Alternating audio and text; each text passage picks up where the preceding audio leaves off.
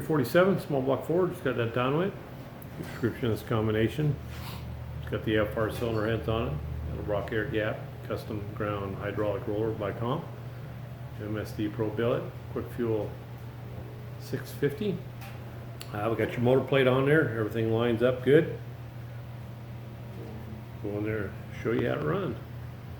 Alrighty, down at 3,500, it's 413 foot-pounds of torque. Looks like it peaks torque 433. Peaks horsepower 487, still run pretty hard up there.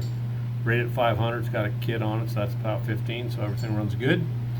So get her off there, get her in a crate, come your way, have a great day.